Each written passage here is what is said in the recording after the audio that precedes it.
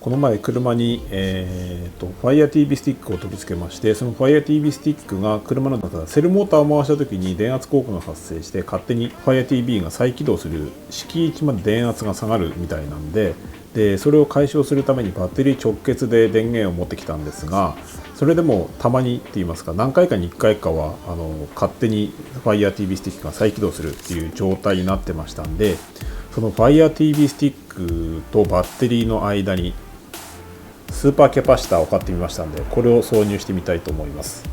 でこのスーパーキャパシターなんですけども、1個がだいたい10ファラドぐらいあるコンデンサーが6個載ってます。で6個直列につながってるみたいですね。これですね、この Amazon でこのスーパーキャパシターをポチってみました。でこれの交渉値がですね 1.6 ファラドになってますね。1.6 ファラド、16ボルトの 1.6 ファラドでした。ちょっと裏側を見てみましたら、10ファラドの 2.7 ボルトですね。1個あたり10ファラドの 2.7 ボルトです。で 2.7 ボルトが6個直列つながってますんで、2.7 ボルトが6個直列つながってますんで 16.2 ボルトですね。16.2 ボルトで、10ファラドのものが6個直列つながってますんで、計算はここの計算っていうサイトがあるんですよね。よく使うところで、この計算っていうサイトで、ですね、ここに直列の場合の静電容量の計算方法があります。それはですね、1個あたりの静電容量の逆数の相和の逆数ですね。これが静電容量、直列接続した場合の静電容量になります。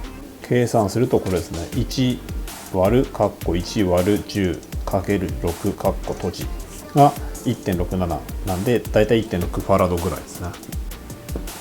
だいたいどのぐらいの電力がそのコンデンサーに貯められるかをちょっと計算してみます。でやっぱり使うのはこの計算のサイトですね。これで、10ファラド、単位がマイクロファラドになってるんで、10の、これでミリファラド、これでマイクロファラドですね。に12ボルトの電圧をかけたときに蓄えられるエネルギーは720ジュールになります。720ジュールでしたんで、1ワットのものを720秒間動かせるっていう計算になります。ただこれ電圧がずっと下がっていくんで、多分8ボルト9ボルトぐらいまで下がっていって、そこでFireTV が勝手に電源切れるみたいなんで、仮に1ワットだとして、200秒ぐらい持つんじゃないかなっていう気がします。ちょっと計算してみないと分かんないですけど、そんな感じがします。ですね、これで、どこに線をつなぐかっていうと、ここの2箇所ですね。この2箇所、この部分とこの部分に線をつなぎます。なのでコンデンサーなんで、出口とか入り口とかは特にないですね。で多分予想なんですけども、電源を取ってるところが今はその車からバッテリー直結取ってるんでいいんですけども、本来取ろうと思ってるところは足元のランプの電球のところから取ろうと思ってます。なんでその足元のランプの電球なんていうのは多分たかだか 0.数アンペアぐらいしか流れないはずですんで、これをつけることによってその想定している電流よりもはるかに大量の電流が一瞬流れるはずなんですよ。でその一瞬多分そのなんていうんですか、電線の、許す限りの電流が流れてしまって、なんかどっかのそのヒューズかなんかを飛ばしてしまうと悪いんで、制限抵抗を入れようと思います。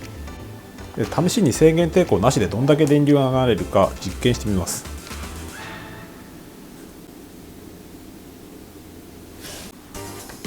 Amazon の激安 Amazon っていうんですか、中華激安安定化電源で12ボルトに設定して、電流値はマックスの値になってますね。電流値はマックスってですね。もうこれ以上上がらないですね。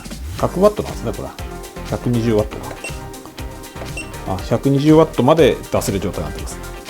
でこれで、アウトプットをオンにすると多分一瞬で電気が流れて、その瞬間何アンペアぐらい流れるかちょっと見てみます。10アンペアずっと流れっぱなしで、そこからだんだん下がってきますよね。充電されてます。なんで10アンペアが多分2秒ぐらい続いたんじゃないですかね。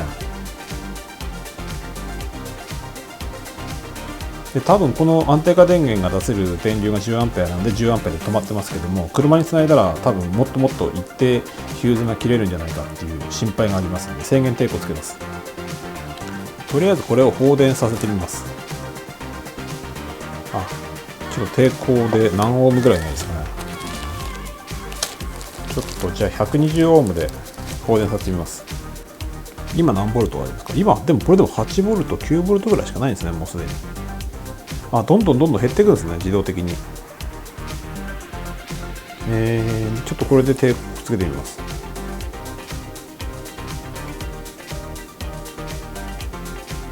あれ、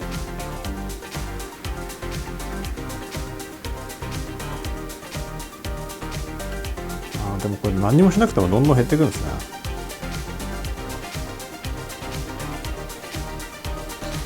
120オームじゃちょっと放電、電流の減りが電圧の減りが遅すぎます。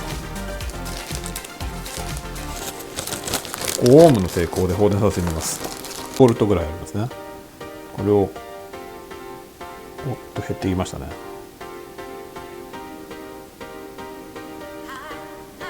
3ボルト、2ボルト。わ、やばい。抵抗が焼けました。抵抗が焼けました。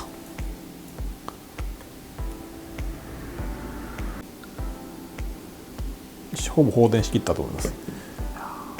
何ワットの抵抗かちょっと分かんないですけども、抵抗焼けましたね。そうですね。この抵抗はコアの 1.25 ワット、0.25 ワットの抵抗ですね。コアのやつ。これは焼けますね。このセメント抵抗はですね、1オームの5ワットのセメント抵抗ですね。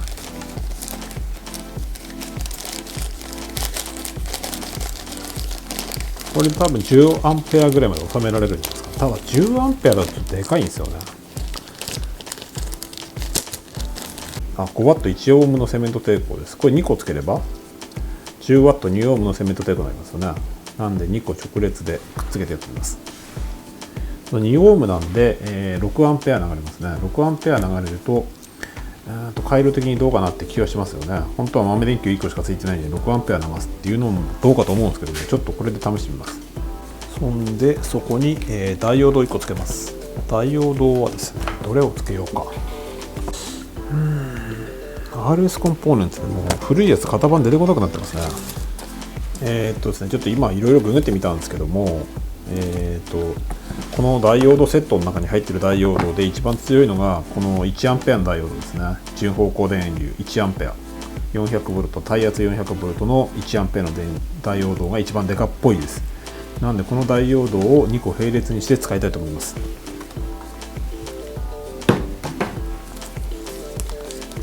このダイオードを2個並列にして、2アンペアまで持つようにすると、この抵抗が2オームですので、6アンペア流れるんですね。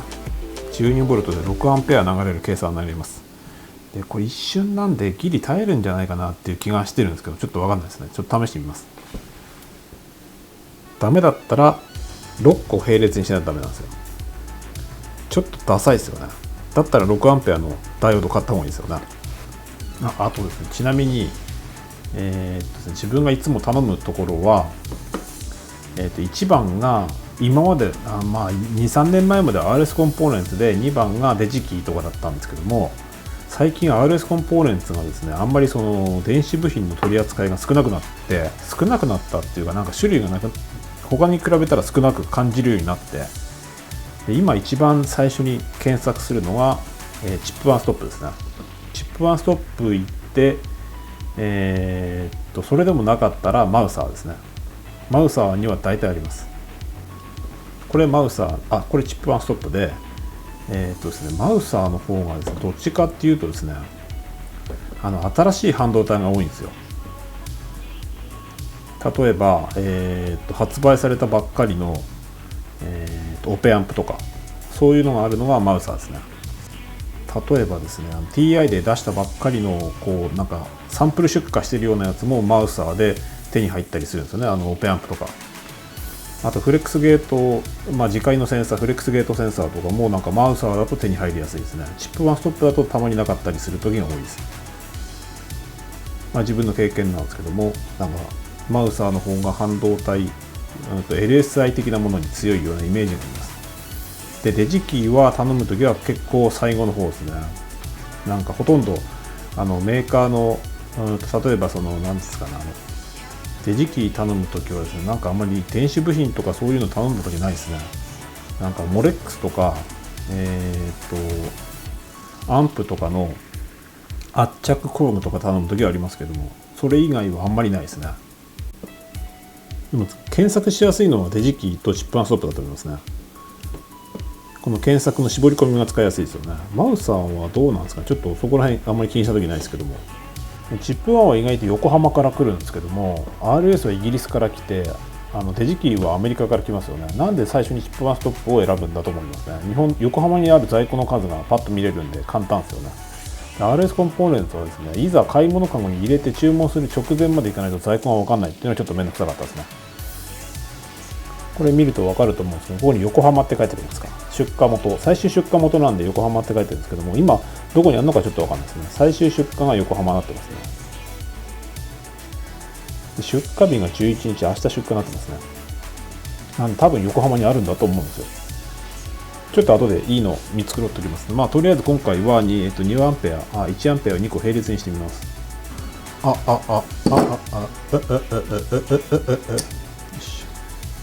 ちょっとなんか6個束ねてみたんですけどダサかったんでちょっと変えます。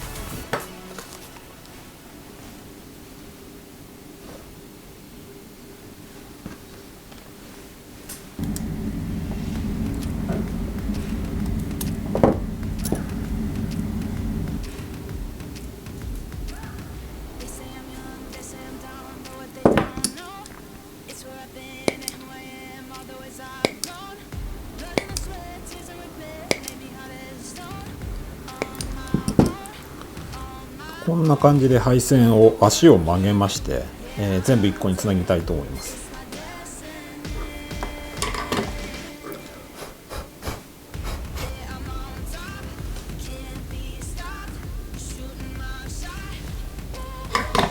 これで、つながりました。こんな感じで、抵抗の足にダイオードを6個くっつけました。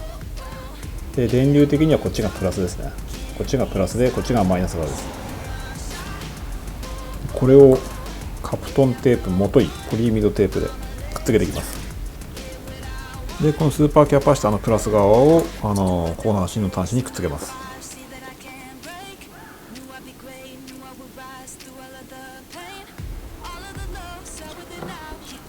これで、ちょっと電流流すと、今はですねちょっと上のカメラがぶっ壊れましてね、上のカメラのケーブルがぶっ壊れましてダメになりましたので、これで、スイッチをオンしてみます。これで多分ですね6アンペアぐらいしか流れないはずですね。4アンペアいいんじゃないですか。大体今 4,5 アンペアぐらいでしたね。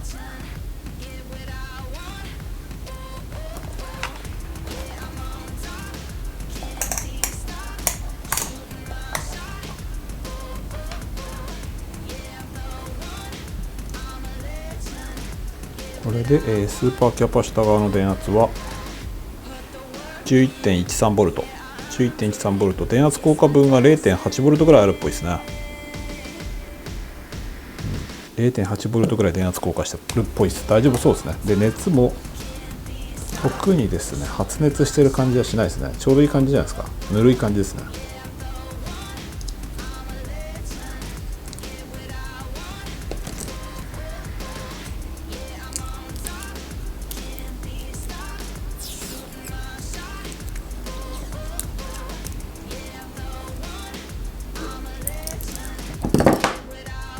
こんな感じでですねスーパーキャパシタにくっつければもうこれでいいんじゃないかって気しますね。こっからプラスが入って車のバッテリー側からバッテリーっていうか車側から供給されるのはこの2つですね。スーパーキャパシタのマイナスと、あとはこのダイオードを通したプラス側で、Fire TV スティック側に行くのはこのスーパーキャパシタ側から出した、プラスと車のマイナス、共通のマイナスですね。これで、プラス側にキャパシタ入ったんでいいんじゃないですかね。多分でちょっとポリミドテープがもったいないんで普通の黒テープで留めます。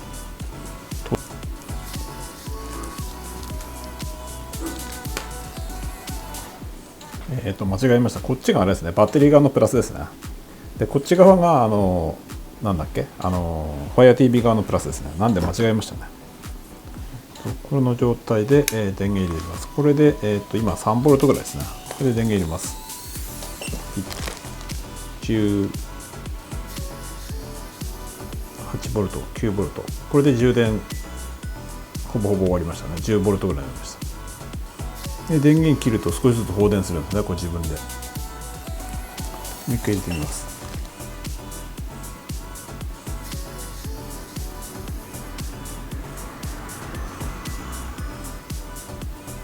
でも多分消費電力っていうか、多分その Fire TV1W ぐらいだと思いますんで、1W ぐらいなんで多分 0.1A ぐらいしか流れないんじゃないかなと思うんで、この抵抗の発熱も大して気にならないような気がしますね。なんでこれでとりあえず一旦このスーパーキャパシタは成功ということにします。ここについてるのがですね、足元豆電球なんですけども、ここからこの分岐のコネクタを使って分岐して本当は取りたかったんです。ただそうすると、電圧効果がセルモーター回した時の電圧効果が大きくて Fire TV が 100% 再起動しましたんで、今はバッテリーから直で電源取ってます。でそれでも再起動する時あるんで、ここにスーパーキャパシタをかませるってことですね。こっちの A 門のタイマーに行くやつと、こっちのなんだスーパーキャパシタのマイナス側を一緒にまとめてハンダ付けします。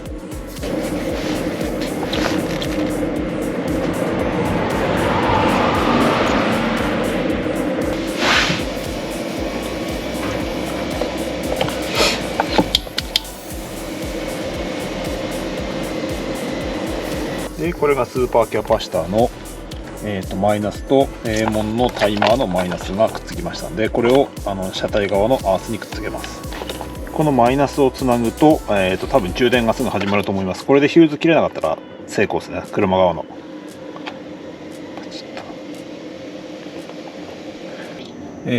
下のこっちのチャンネル2の方がスーパーキャパシタから出た電圧、こっちのチャンネル1の方がバッテリーから直結できている電圧ですね。でこれでちょっとエンジンかけてみます。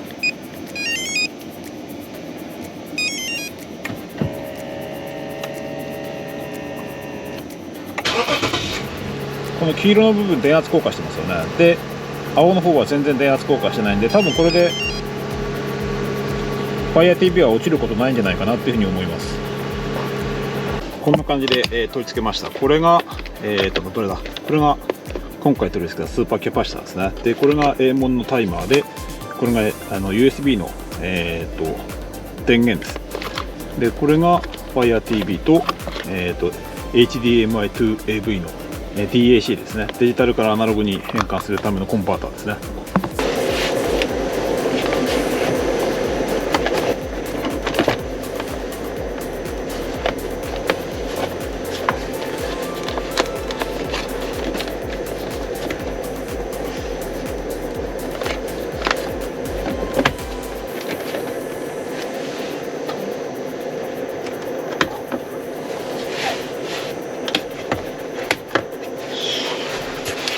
こうやってうまいこと引っ掛けてると結構物入りますね、この中に。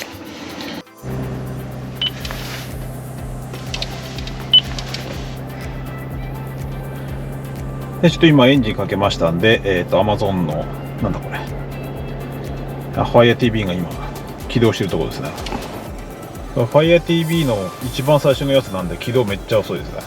これでうまくいけば今の Fire TV の 4KMAX 買えば多分すごいぬるぬるに動くと思います。でこれで今 Fire TV が起動しましたので、これで一回エンジン止めてみます。でもう一回エンジンかけると多分起動しっぱなんじゃないかなと思います。いいですね。もう一回やってみます。